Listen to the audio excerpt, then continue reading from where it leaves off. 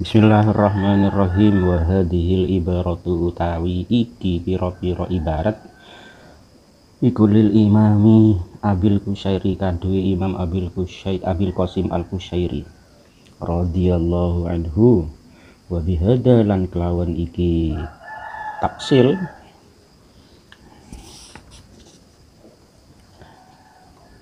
ya tabayyanu dadi jelas apa al farqu perbedaane bainal maqamaini ing dalem antarane kelas loro abrorin lan muqarrabin wa tabayyanuha wa tabayyanuhuma wa tabayyunihima lan pertelane makoma ini fisyarafi ing dalem mulyani wal jalalati lan agungi.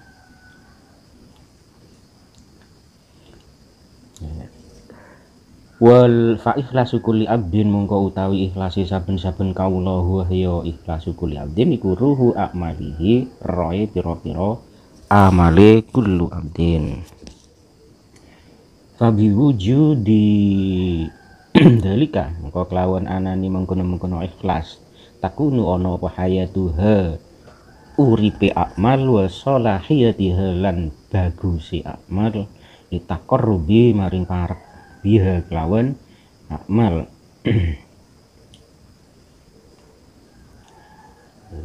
Ini mengambil dari ibaratnya terangannya Imam Abil Hasan Al Qusyairi yang membedakan antaranya abrorin dan muqarrabin. Jadi kalau abrorin itu ikhlas cuma masih merasa bahwa dirinya beribadah yang bergerak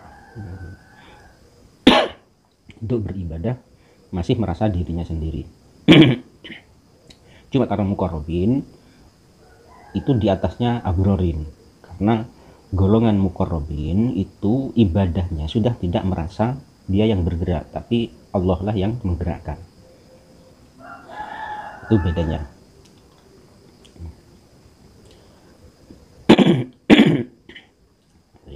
Ikhlas itu bagi hamba itu adalah rohnya amalnya. Jadi amalnya seorang hamba itu dianggap ada nilainya jika ikhlas. Jika tidak ikhlas maka amalnya tidak ada nilainya. Diibaratkan adalah hayatuh, rohnya. Karena ikhlas itulah yang menyebabkan amal itu diterima. Kalau tidak ada ikhlasnya, yakunu mautuha wa sukutuha, maka amal tadi tidak diterima. Wa bi adami dalika lan kelawan orang anani mengkono-mengkono ikhlas yakunu ono apa mautuha matine amal wa sukutuha lan cebloke amal. Mautuha kosonge amal wa sukutuha lan cebloke amal tidak bernilai.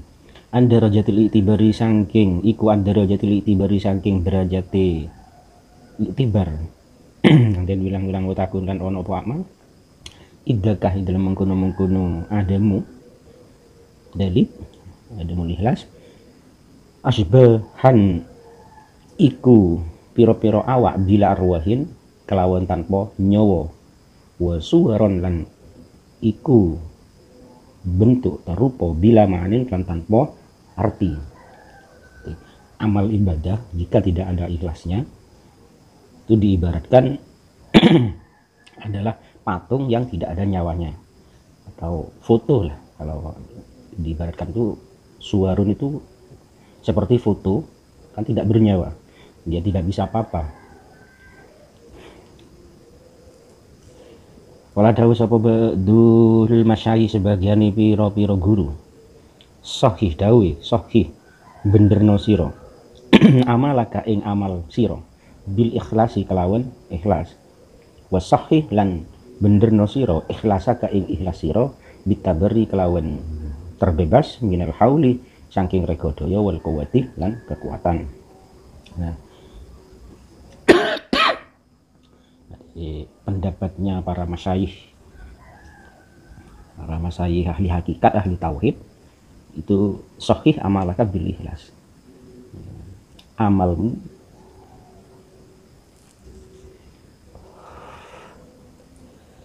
sahihkan amalmu dengan ikhlas. Sahihkan ikhlasmu dengan terbebas dari cara dan kekuatanmu sendiri. Amal ibadah itu harus ikhlas baru benar. Sahih, benarkan amalmu dengan keikhlasan. Terus benarkan ikhlasmu dengan terbebas dari cara dan kekuatanmu sendiri. Artinya ikhlas yang benar itu orang itu tidak merasa lagi bahwa dia beramal itu dirinya, yang beramal itu dirinya. Dia tidak merasa, tapi Allah lah yang menggerakkan dia untuk beramal. Sumada karnulinu terus apa al mu'alif pengarangi kitab iki rahimahullah ta'ala al halatu utai tingkah lati yo halah idza kana nalikane ono sapa al abdu kaula alaiha iku ing atas lati kana mengko ono sapa abdun ono iku mukhlisun kang ikhlas bil makna ya ini kelawan makna loro. Terus mualifnya kitab ini, pengarangnya kitab ini jika seorang hamba itu ikhlas terus dan tidak merasa ibadahnya, amal ibadahnya itu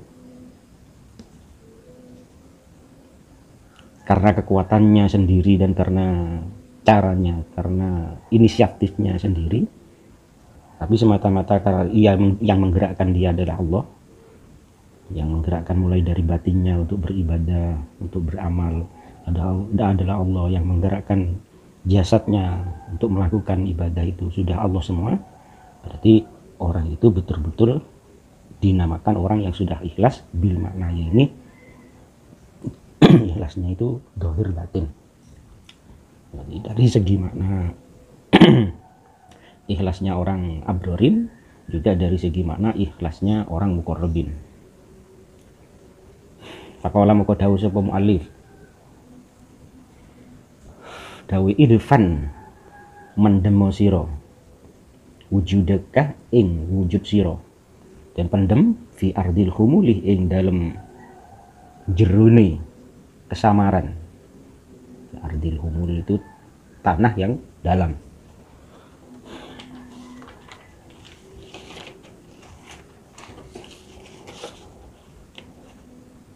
Fama nabata, fama mungko utawi tanduran nabata kang tukul apa ma mimma saking barang lam yudfan kang ora den pendem apa ma, mimma saking tanaman tanduran lam yudfan kang ora den pendem apa ma iku layatimu ora bakal awet, ora bakal sampurna apa, ora bakal langgeng apa nata nita juhu waima. Idfan wujudaka, jadi pendamlah sedalam-dalamnya wujudaka keadaanmu. Jangan sampai ada orang yang tahu tentang dirimu. Karena apa? Fama nabatah mimma lam yudfan la yatimu nitajuhu. Tanaman itu kalau tidak terpendam, maka buahnya tidak akan awet, tidak akan sempurna. Itulah manusia, itulah hamba. Jadi, amal ibadahnya harus dipendam sedalam-dalamnya. Pangkatnya di hadapan Allah harus dipendam sedalam-dalamnya agar buahnya itu sempurna. La syai'a adur, la syai'a ora ono suwiji-wiji adur iku luwih berbahaya alal muridi ing ngatasi santri minasyahrati saking terkenal, wanti syari soiti lan gumelare sebudaning bagus, karena dalika krana sak temene mengkono syahra terkenal iku min a'dhami hududihi saking paling gedene pira-pira bagiane atau kepentingane abdun allati yahudu dua kang utai allati ku makmurun dan perintah bitarkiha kelawan ninggal allati wa mujahida tin nafsi lan merangi nafsu fiha ing dalam allati. Seorang murid, seorang santri itu yang pertama kali dilakukan harus menyamarkan dirinya. Jadi, istilahnya itu kalau orang Madura itu mengatakan, orang Jawa itu mengatakan ojo metuwek. Jangan suka ada di depan, jangan senang dirinya itu terkenal. Itu yang pertama harus dilakukan oleh seorang santri. Nah, ini termasuk perkara sulit karena biasanya manusia itu kalau punya ilmu itu godaannya yang pertama itu adalah supaya orang di sekitarnya itu tahu kalau dia berilmu, terkenal. Nah, ini di dalam kitab tasawuf, dalam kitab tauhid itu tidak boleh. Makanya makmurun bitarkiha, jangan terkenal dulu, pendam dulu, nanti kalau itu sudah dilakukan otomatis kan mujahadatun nafsi itu kan memerangi hawa nafsu untuk terkenal, untuk riya. Itu sangat penting bagi seorang santri. Wa qad tasammaha, dan teman-teman gawe murah opo nafsul murid, kalau opo nafsul murid nafsuni santri bitarkima kelawan ninggal perkara siwa hada kang saliyane iki ninggal terkenal. Ya, karena santri itu kalau awal-awal mulai terjun di masyarakat, di umat, itu kan nafsunya sangat kuat sekali. Dia selalu riya, ingin terkenal, orang lain harus tahu bahwa saya berilmu.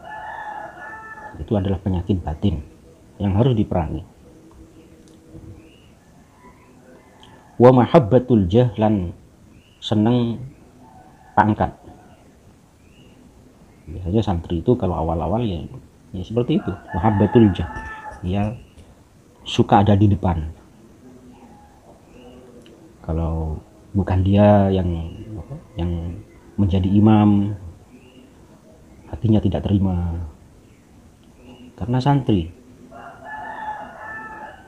penyakit-penyakit itulah yang menyebabkan seorang santri itu akan terjatuh.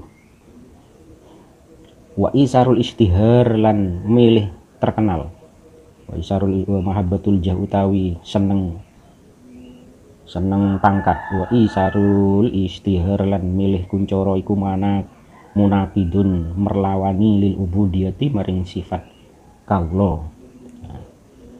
Jika seseorang santri itu sudah mahabbatul jah, sudah suka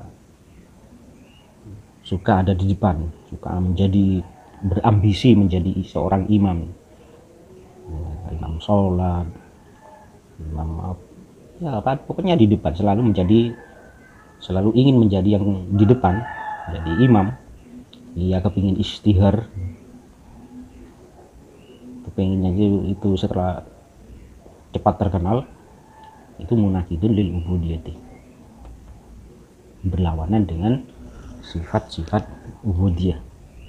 Allati huwa matalibun biha, allati yo ubudiyah huwa kang utai abdun iku mutalabun, dan tuntut biha kelawan allati. Sementara seorang santri pertama kali itu ia dituntut harus mempunyai sifat ubudiyah. Jadi agama itu bagi seorang santri itu harus merasa seorang santri itu harus menjadi pelayan, harus merasa bahwa ia adalah pelayannya agama. bukan mencari terkenal, mencari pangkat, mencari harta, mencari dunia dengan bertameng, dengan beralasan berkedok agama. Qala Ibrahim bin Adham